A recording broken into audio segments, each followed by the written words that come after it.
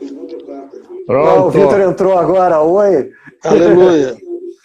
Boa noite, pessoal. Boa noite. A Ana já deu um oi ali. A Ana Coronel do Novo. Legal. Audiência boa hoje. Sim, a audiência vai ser muito boa, o pessoal está aguardando e eu vou começar então a nossa live. Todos prontos aí para a gente bater um papo a respeito do nosso assunto? Vamos então, lá. Eu queria, antes de mais nada, agradecer a presença de todo mundo. Fazia tempo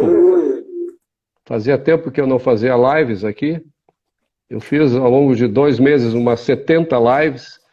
Aí chegou um momento em que saturou, né? Aquele momento das eleições, as disputas a respeito da Covid, etc. Tinha muito assunto. E eu resolvi então dar uma descansada até o momento em que o Hamas começa a jogar centenas, milhares de mísseis sobre Israel e a gente tem que ler e ouvir e assistir narrativas absolutamente vergonhosas, injustas, com relação ao problema que envolve esse contexto, né? Aquela região da qual Israel faz parte. Então, Israel à luz da razão é o nosso tema de hoje, e eu convidei para participar dessa live. Eu realmente estou muito interessado em ouvi-los, porque eles são experts no assunto. O Vitor Eunecave não apenas, além de ser engenheiro, né, nas horas vagas, né, ele é presidente da organização, ou melhor, presidente da comunidade israelita do Rio Grande do Sul, Centro Hebraico, né? E já visitou 6 vezes Israel, tem uma filha, inclusive, de 19 anos, servindo ao exército de Israel, e junto com ele o Robert Smugler, que também já falou sobre Israel comigo aqui em outra oportunidade, que é médico e é diretor da organização sionista, e conversar com vocês para mim vai ser realmente uma aula. Eu quero aprender com vocês o máximo possível, e porque realmente a história de Israel, a história da Palestina, a história do Oriente Médio, a história do povo judeu é muito ampla, muito complexa. Nós vamos tentar resumir aqui numa live de 1h30, talvez 2 horas, vamos ver aí o tempo que for, cerca de 3, 4 mil anos de história, né? Vividas com uma intensidade única, né? Nenhum povo, como o judeu, viveu ou construiu uma história com as características que o povo judeu construiu, né? Então, eu resolvi, em comunhão aqui com os meus convidados, estabelecer uma certa lógica, tá, na conversa, um roteiro, né, para que a gente pudesse cumprir, vamos dizer assim, todos os aspectos que envolvem esse assunto. Mas antes de dizer quais são os temas, eu queria fazer um disclaimer, dar uma declaração, que é a seguinte: essa live ela não tem de maneira alguma o objetivo de explicar ou justificar de forma sob a ótica religiosa ou sob a ótica histórica, né, da história remota, digamos assim, a existência de Israel, né? Israel se explica por si só por conta de tudo que aconteceu já no século XX, né? Também um pouco do século XIX, mas principalmente do século XX, e o que se seguiu agora no século XXI, né? Quer dizer, Israel, o povo judeu, ele adquiriu a propriedade sobre as suas terras, comprando propriedades urbanas, comprando terras rurais, desérticas, na maioria delas, exatamente para colonizar, para desenvolver, produzir aquilo que todo o indivíduo precisa, que é a produção de valores, né, de bens, de serviços, para a sua própria subsistência, né, para a sua própria sobrevivência. E, além de adquirir dessa maneira, os judeus que estavam na Palestina, chamada Palestina, né, e a gente vai saber por que o nome disso, daquela região, é Palestina, a Palestina é uma área geográfica, né? Além disso, também os judeus que lá estavam utilizaram-se do princípio do homesteading, quer dizer, a aquisição de terras devolutas ou terras de ninguém, com as quais se misturava o trabalho, a produção, e daí, então, a aquisição legítima da propriedade. Para não falar também, mas já falando, das terras que foram adquiridas a partir do momento em que Israel venceu diversas guerras, né? Venceu retalhando ataques de seus inimigos, e, obviamente, toda guerra estabelece na sua dinâmica um processo de expansão geográfica e de domínio político, de domínio econômico, com o objetivo de fazer daquela região uma região mais próspera, mais adequada à ética, à filosofia, enfim, que os vencedores acabam defendendo, né? Muito bem. Então, feito esse disclaimer, nós vamos conversar aqui com o Vitor e o Robert, que estão aguardando pacientemente. Eu sei que eles estão com a língua afiada. Os tópicos serão história, né, para desmistificar a existência de uma nação palestina, argumentando que Palestina é uma área geográfica, assim chamada pelos romanos desde 132 depois de Cristo, tá? Então, a Palestina engloba vários países, inclusive Israel, países esses que foram se ajustando no cenário geopolítico da região ao longo do tempo, de acordo com os conflitos, as alianças, enfim, os processos inerentes à convivência entre povos com diferentes visões de mundo ou com diferentes valores éticos, né? O segundo ponto vai ser o exílio.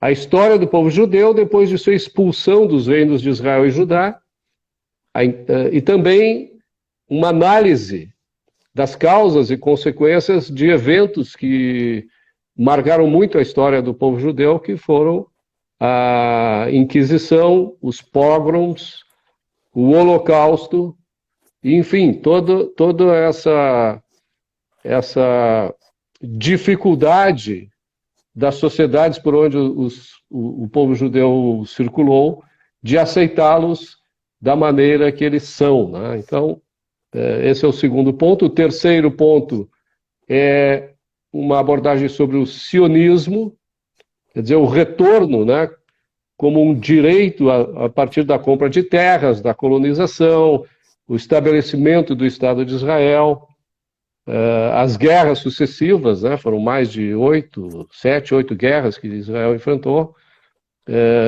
enfim.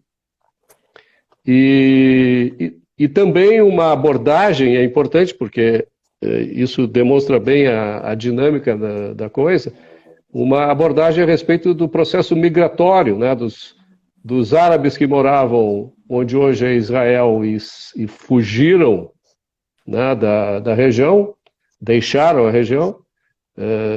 Calcula-se aí em torno de 700 a 800 mil árabes, e, por outro lado, também 700, 800 mil judeus que moravam em países árabes do norte da África, do Oriente Médio, que acabaram sendo expulsos, né, desses países e migrando para Israel ou outros lugares, tá?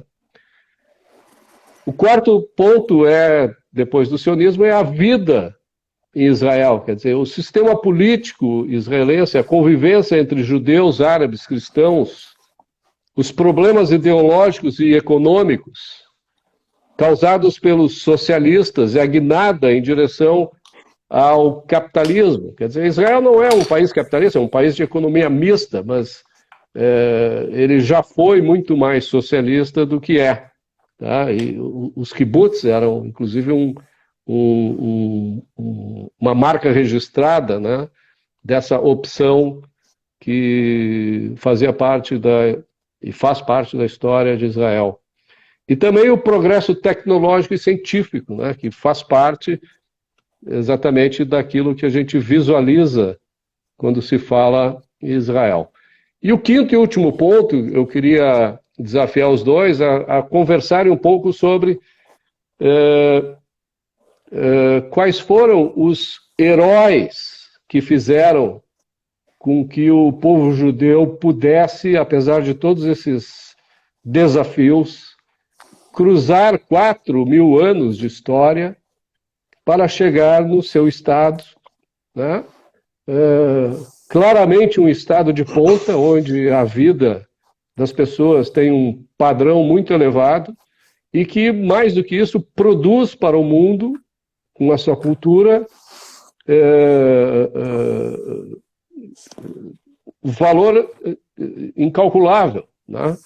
Se a gente, por exemplo, falar agora que os presidentes da Pfizer e da Moderna são judeus, a gente já vai estar dizendo a importância que tem a cultura judaica na produção de valor na nossa sociedade e, de um modo geral, para a humanidade, não só hoje, como em todos os tempos. Então, agora eu, depois de feita essa abertura, transfiro a palavra para vocês. Gostaria que o Vitor, que ainda não participou aqui, o Robert já é assíduo participante da minha live,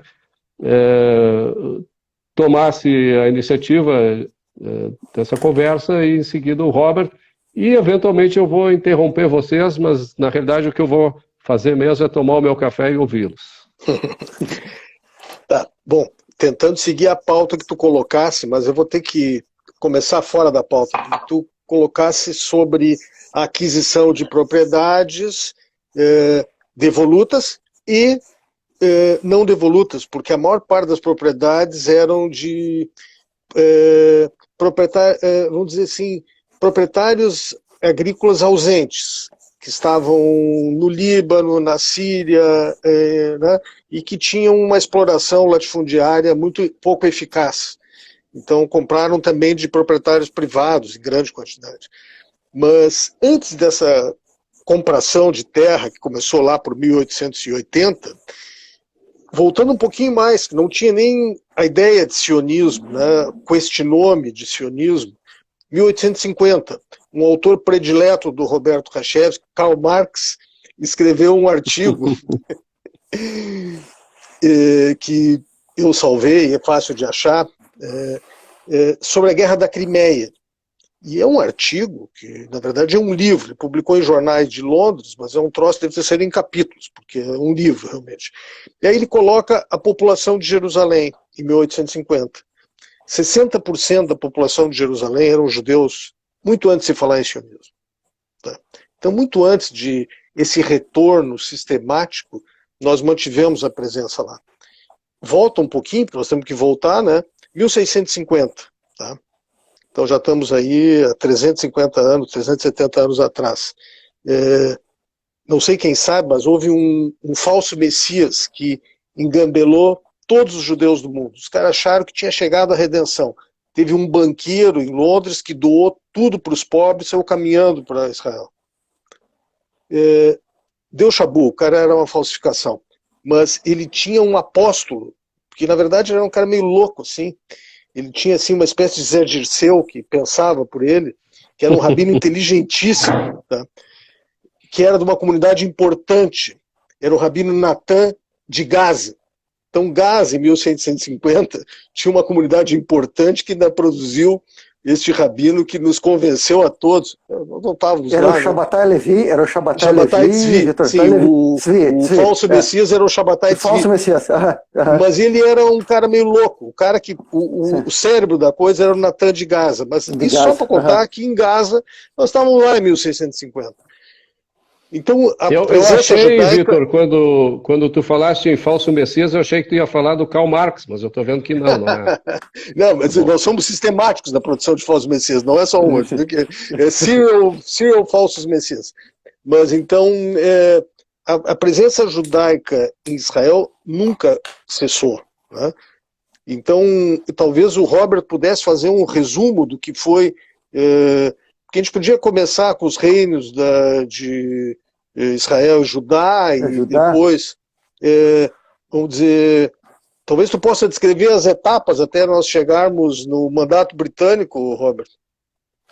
Eu acho que assim, antes de falar em Israel e Judá e a queda do primeiro templo levou ao primeiro exílio, né?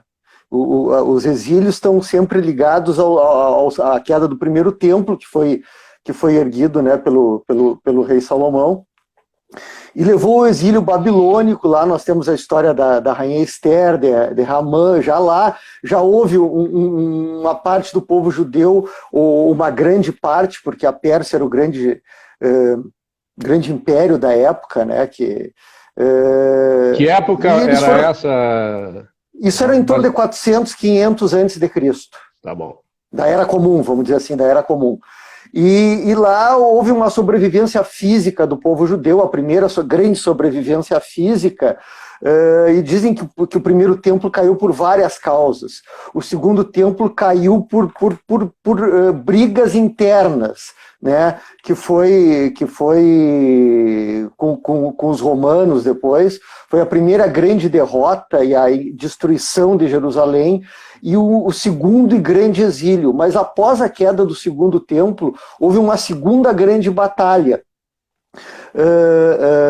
Jerusalém e a província da Judéia para os romanos, ela só foi renomeada em 130 da Era Comum. Por quê? Porque houve também aí um Messias, alguém que foi reconhecido como Messias, que era o Bar Kokhba, e ele foi reconhecido como Messias talvez pelo judeu mais inteligente da época e um dos maiores de todos os tempos, que foi o Rabi Akiva. O Rabi Akiva deu a bênção para o Bar Kokhba. As legiões romanas foram pela primeira vez trucidadas.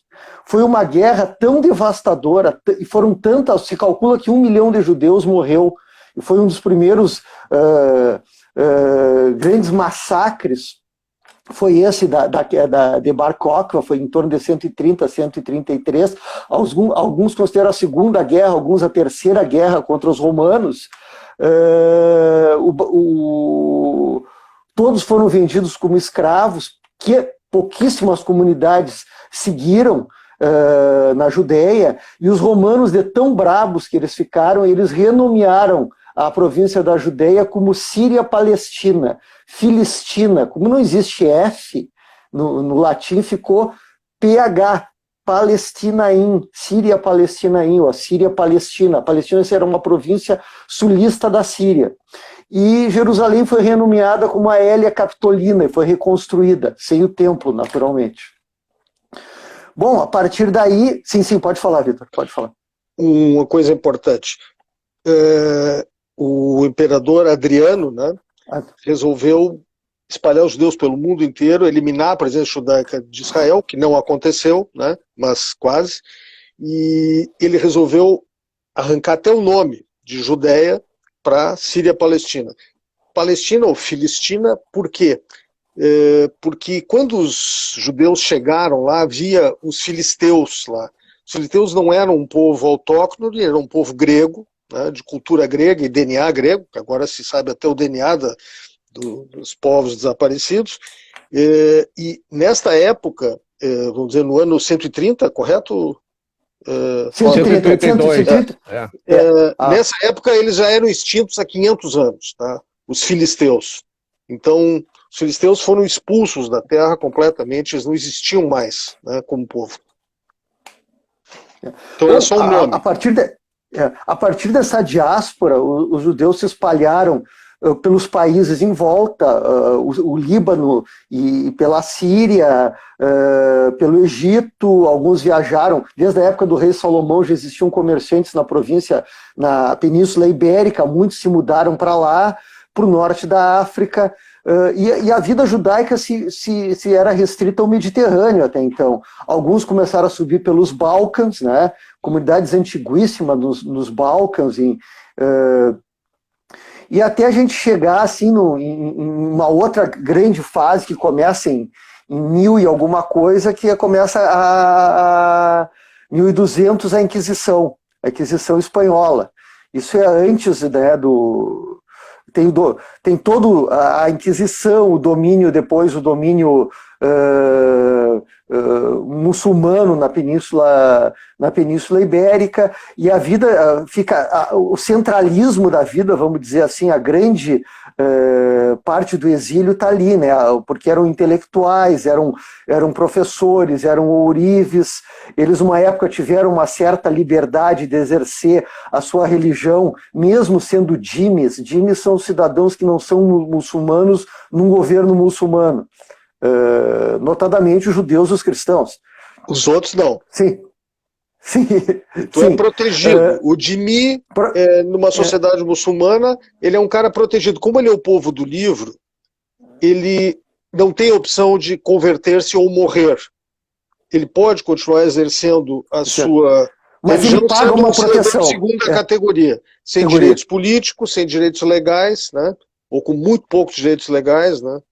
Então, e ele paga uma proteção. A proteção ele paga impostos maiores, né? E ele não tem voz ativa no tribunal, ele não tem uma série de prerrogativas de uma sociedade, vamos dizer assim, mais igualitária. Mas o Robert foi para a diáspora agora. Em Israel, os romanos dominaram, aí eles ficaram cristãos, né? Portanto, bizantinos, né?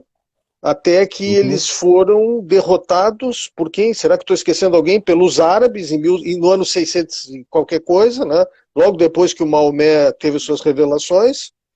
E aí eles ficaram tanto até que os cristãos conquistaram na primeira cruzada, né? Cruzada. Nesse meio tempo teve o Saladino, que era um curdo, que correu com os cristãos voltaram, Ricardo Coração de Leão, né? E assim foi, quem é que entrou? Aí os mamelucos. Os mamelucos eram... os caras fizeram um mau negócio, contrataram escravos para serem militares. Isso os califados, né? Eles contrataram exércitos de escravos, que eram os mamelucos. Então o cara se deu conta, pô, eu sou dono do exército, escravo é tu. E esses caras não eram árabes, né? Eles acabaram sendo muçulmanos, mas eles eram de países conquistados. E os mamelucos ficaram lá até em torno de 1500, vai lá, quando então os otomanos tomaram conta. Ficaram Agora, por quase exatamente 400 anos. Deixa eu fazer uma pergunta aqui. Todo esse tempo, tá?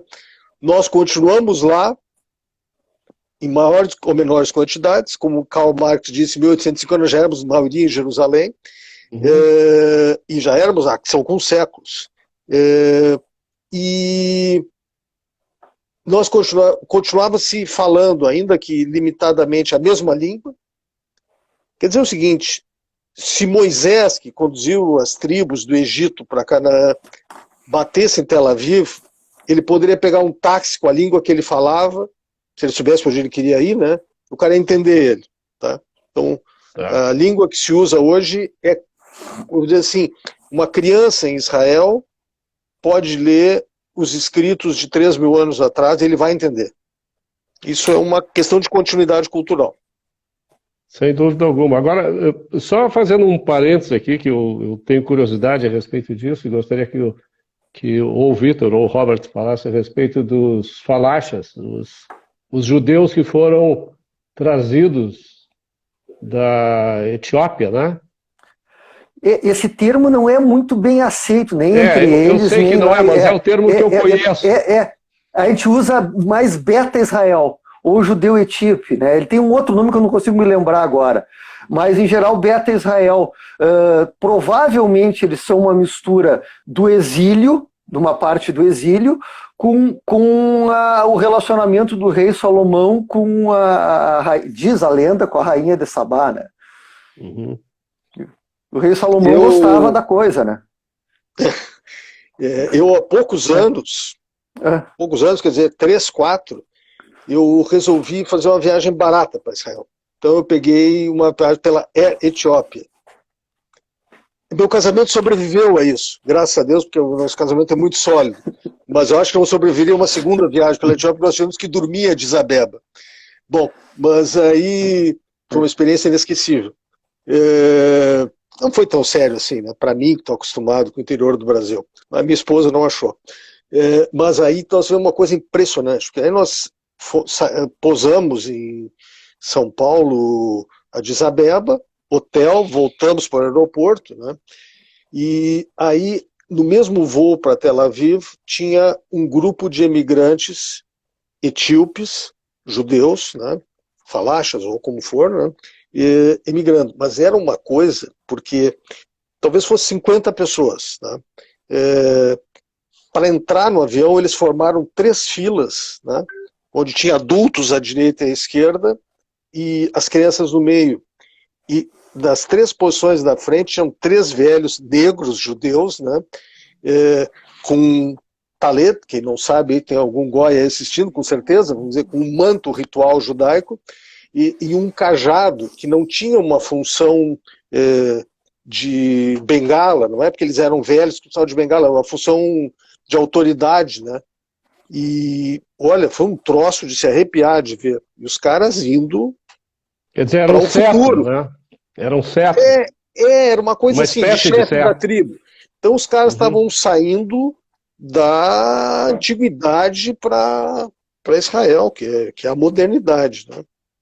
No nosso voo.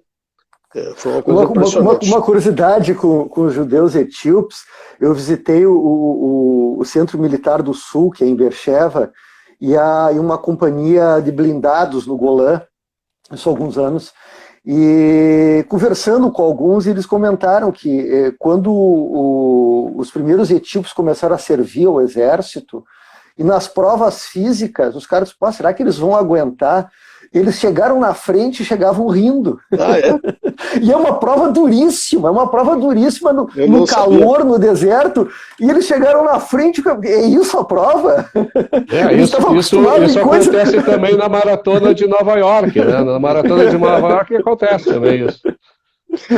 Mas enfim, esse povo era um povo que se achava judeu, e é judeu, mas como estiveram muito afastados do judaísmo, do corpo principal do judaísmo, eles não usavam mais o mesmo alfabeto, a cultura do Talmud tinha sido transmitida pouco para eles, os rabinos tiveram que decidir, não, eles são evidentemente judeus, vão ter que dar uma convertidazinha nele quando chegar, mas foram recebidos e são judeus, estão no parlamento, tem tudo que é lugar lá, né? Acho que a Miss Israel agora é preta, né? Não sei. Foi, a anterior. E é isso, né? Tem bons filmes aí. Quem não viu o Resort do Mar Vermelho, assista o filme que é maravilhoso. Conta a história do rapaz. Agora, ninguém falou aí com mais profundidade a respeito da fuga do Egito, né? Que é talvez o momento mais marcante da história de Israel, ou não é o momento mais marcante? É para gente como eu, que é quase goi, assim. Aí nós estamos numa coisa onde nós estamos numa narrativa religiosa e talvez lendária, né? E que algumas coisas, pouco dessas narrações bíblicas, muita coisa, o livro de Reis todo tem comprovação arqueológica, né? Mas o êxodo do Egito são coisas muito esparsas, ainda que existam, né? Não sei se a gente deve se bater nisso, né? Mas realmente, a questão religiosa não é o objetivo aqui, mas até dizer isso faz parte da nossa conversa, né?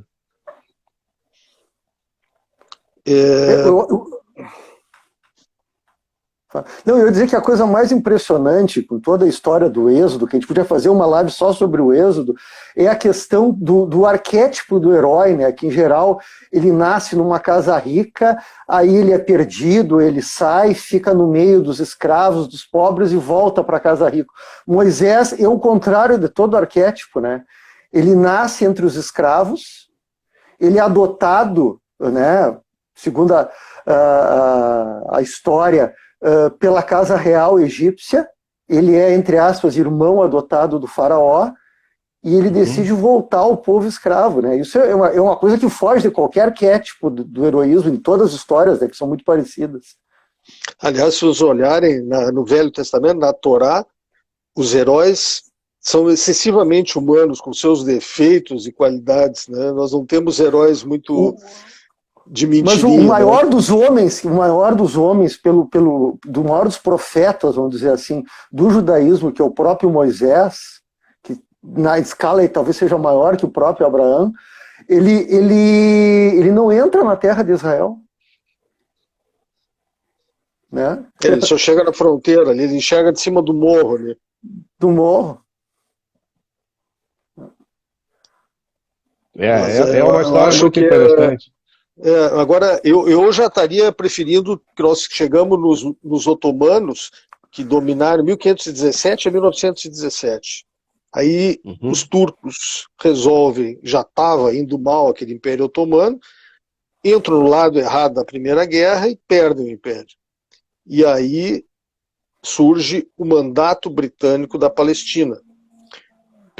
Houve a Liga das Nações, que é a pré-ONU, né, faz uma conferência em São Remo, que por falta de imaginação deram o nome de Conferência de São Remo, onde entre muitas outras decisões, se decidiu criar um mandato britânico na Palestina, com toda a legitimidade internacional, e essa altura até com apoio do xerife de Meca, que depois voltou atrás, nessa época ele estava a favor. O xerife de Meca é o antecessor da monarquia saudita atual, né? Mas enfim, os ingleses recebem o mandato britânico para criar um lar judaico ali. Rapidamente, eles nos ferram. Eles pegam a metade, não, 2/3 da área, que era para ser o lar nacional. 80%. 80%. Isso já é em 23, né? Isso já é em 23, porque em 20 eles fazem um acordo com o rei Hashemita, né, com a dinastia Hashemita, e dão uma certa autonomia para o reino da Transjordânia. E em 28, em 23 eles dão um grau de autonomia, em 28 eles dão um grau de independência para o reino Hashemita e proíbem a colonização judaica em 28, ou seja, ali já houve a partição. O pedaço que era o mandato britânico para a Palestina ia do Mediterrâneo até o Iraque. Temos um mapa aqui, né? E aí eles cortaram 80% e criaram a Jordânia, que na época chamava-se Transjordânia. Então o mandato britânico da Palestina ficou chamado por os ingleses, Mandato britânico da Palestina EY, Eretz Israel, Terra de Israel. Então deixaram a Transjordânia, hoje Jordânia, com os árabes, e os judeus iam ficar com aquele pedaço que hoje está entre, como dizem os palestinos, from the river to the sea. Aquilo era para ser. E essa altura, a colonização judaica aumentando, com todas as dificuldades, né? E das maneiras que nós descrevemos, com compra de terras, não teve uma terra tomada de ninguém ali, né? Até que vem a Segunda Guerra Mundial e o Holocausto, né? Os ingleses não se comportaram bem, eles não, apesar do Churchill ter todos os méritos que tem, não deixaram a imigração maciça para Israel, e até que em 47, me corrija se eu estou errado, Robert, houve a partilha. Houve a partilha do que restou dos 20%. Dos 20% que sobrou, eles partilharam um pedacinho para Israel e Israel aceitou. Os judeus aceitaram. Tá bom, isso aí não serve. Era péssimo. Se vocês olharem o mapa, o que sobrou era muito pouco. Porém, não só os árabes que moravam lá não aceitaram, como todos os países árabes em volta não aceitaram. Tá? E eu queria, antes de descrever os inimigos de Israel na primeira guerra em Israel, em 48, colocar o contexto para vocês entenderem, tá? Porque de 47 a 48 houve uma guerra civil na Palestina, Eretz Israel, depois de Israel, porque os ingleses ainda estavam ali. Os ingleses queriam se livrar, eles tinham perdido o império, estavam sem grana, tinham saído mal da Segunda Guerra, queriam ir embora de lá. Então, em 48 eles saem, na véspera deles saírem, Ben-Gurion e a Assembleia Constituinte declaram a independência de Israel. Mas, só para vocês terem um contexto dessa guerra civil, que nós levamos, os judeus foram muito mal nessa guerra civil, morreu muito mais judeu que árabe, o que se reverteu quando virou uma guerra mesmo, né? Agora me foge o nome do líder militar, o líder político do nativo lá chamava-se Haj Amin al-Husseini. Tá? Esse cara ganhou um cargo na SS.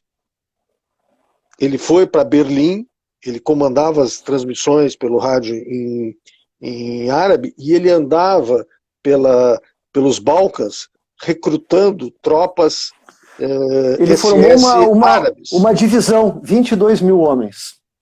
Bom, agora me foge o nome do líder militar deste grupo, que era Al-Qarad, coisa assim, que também foi um SS. Então Israel estava enfrentando, saindo do Holocausto, né, estava enfrentando uma população árabe local que era liderada por 2 nazistas. Isso aqui é história com H, tem fotos dos caras abraçados no Himmler, no Hitler, etc. E isso era uma guerra de guerrilha. Tem uma carta do Himmler louvando o Haj Amin al-Hussein, dizendo que eles respeitavam muito o al-Hussein, respeitavam a cultura islâmica, porque a cultura islâmica e o nacional-socialismo tinham um inimigo em comum, que era a cultura judaica, era o povo judeu. Está uma carta do Himmler, isso está no Jornal de Israel. Bom, mas nesse tempo do mandato britânico, de 1917 até 47, 30 anos, o que os judeus fizeram? Os judeus foram trabalhar. Então eles criaram um sistema de saúde, eles criaram um governo deles ali. O que fizeram os palestinos, a população árabe? A população árabe, e o Benny Morris descreve isso muito bem, viveu dos serviços públicos providos pelos ingleses. Quando os ingleses saíram, era o caos, porque eles não tinham, ao contrário que tinha ali um governo localizado judaico, eles tinham, na verdade, não tinham uma identidade nacional, mas eram tribos, cidades, ligações variadas, né? O que os unia era o antissemitismo. Ponto. Né? E sobre isso poderíamos falar muito.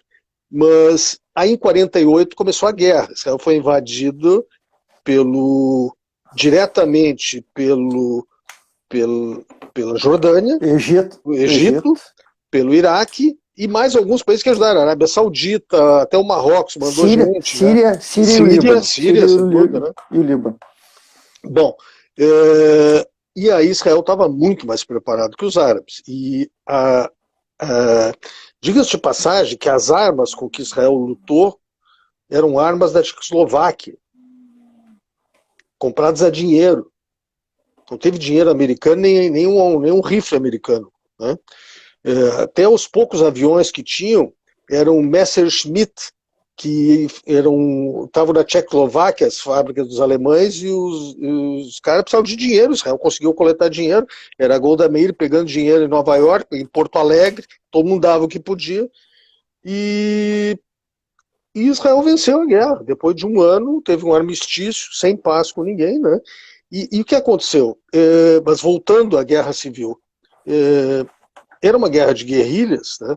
E era terrível. Por exemplo, ir para Jerusalém era uma probabilidade de morrer, porque no caminho os comboios eram atacados, etc, etc.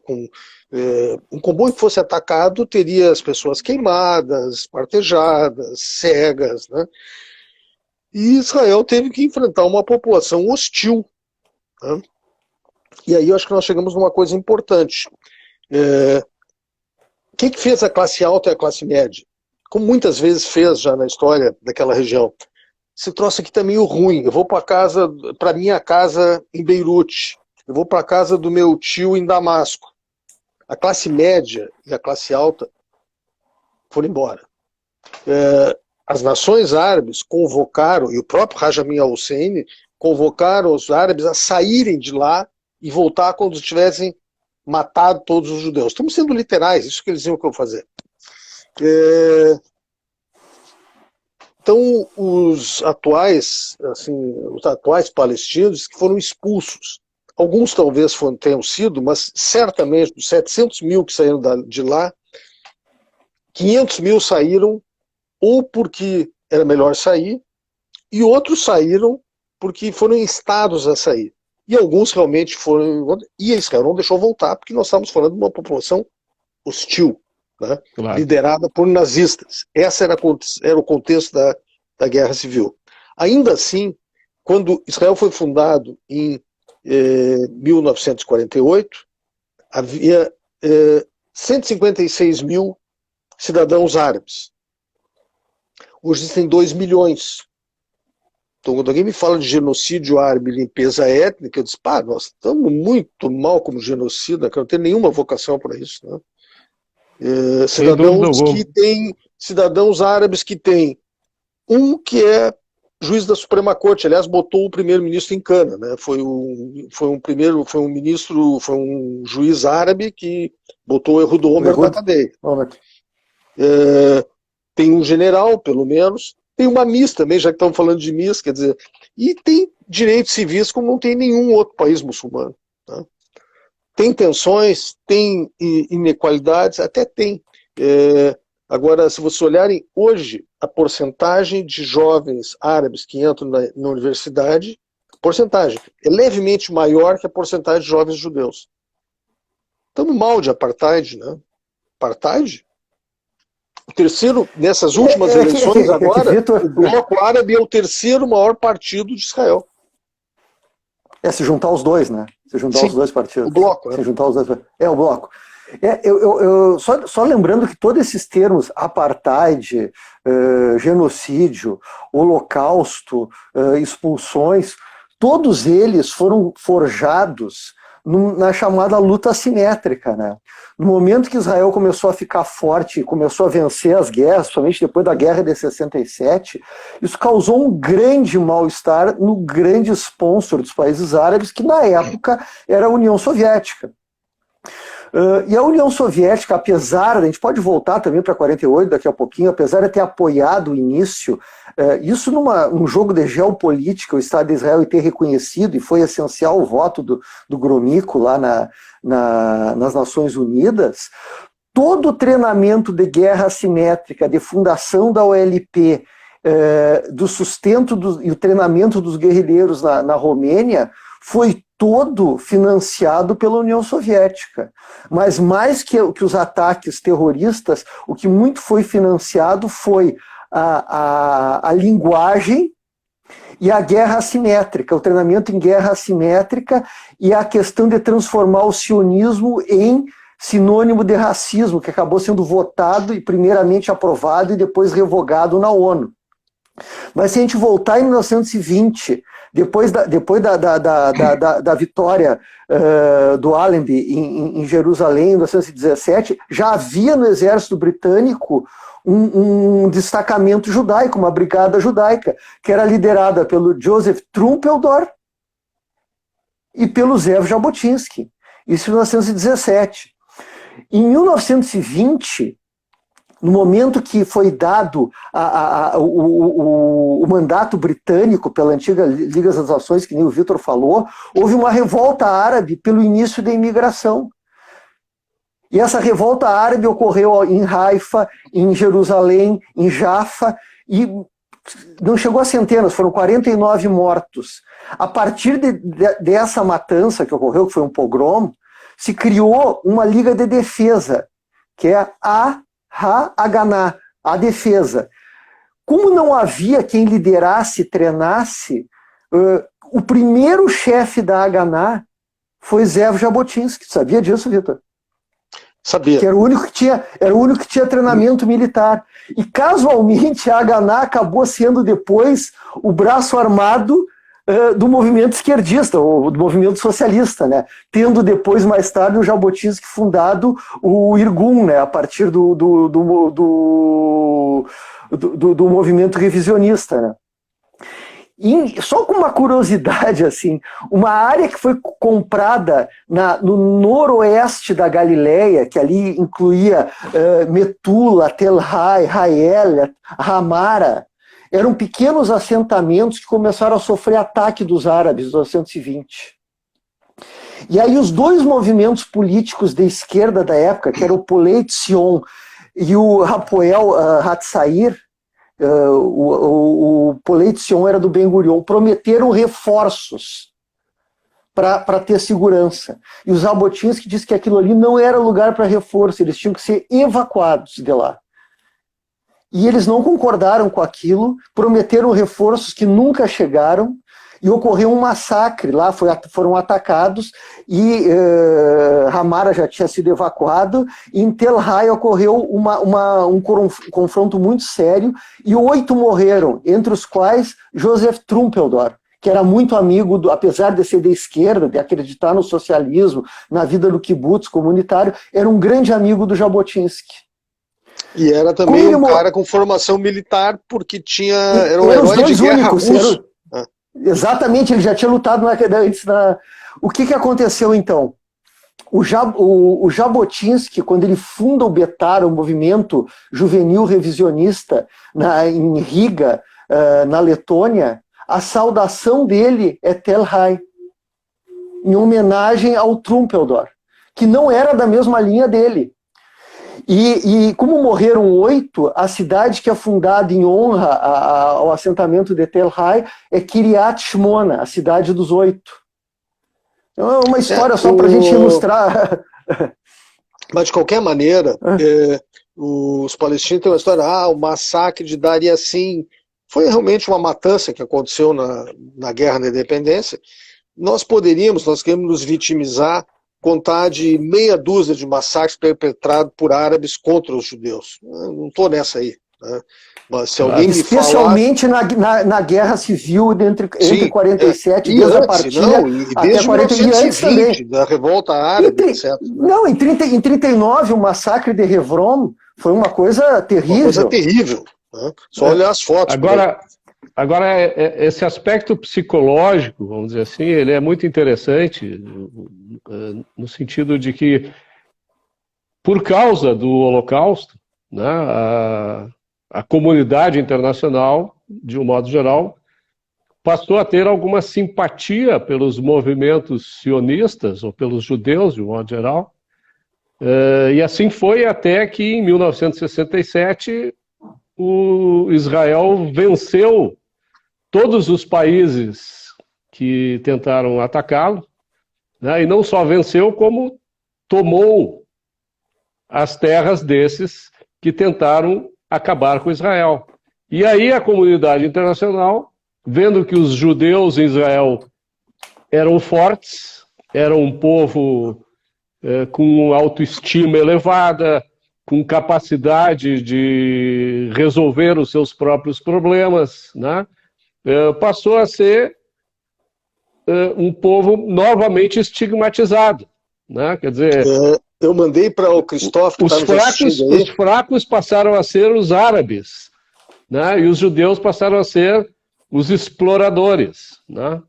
Eu mandei para o Christoph Haddad, que está nos assistindo, que é da nossa comunidade, da comunidade israelita Sefaradi do Rio Grande do Sul, é um tunisiano em Novo Hamburgo, e eu mandei para ele recentemente um vídeo do De Gaulle falando logo depois da vitória de 67. que os judeus mostravam que eram realmente um povo arrogante, dominador, que queria dominar o mundo. Olha, um discurso antissemita ao extremo. Então, quando eles conseguiam ver aqui os judeus como uma vítima, eles conseguiram tolerar, em seguida não mais. Né? Na verdade, nós nunca vamos conseguir discutir o problema de opinião pública sobre Israel sem discutir o antissemitismo, mas aí isso vai ser uma coisa meio complicada nós entrarmos hoje. Mas tudo certo. Mas dá para botar o sexto tema aqui, eu acho que o sexto tema cabe. Pode ser, complicado, mas realmente, porque eu prefiro não. Eu só queria, só para fazer um adendo, que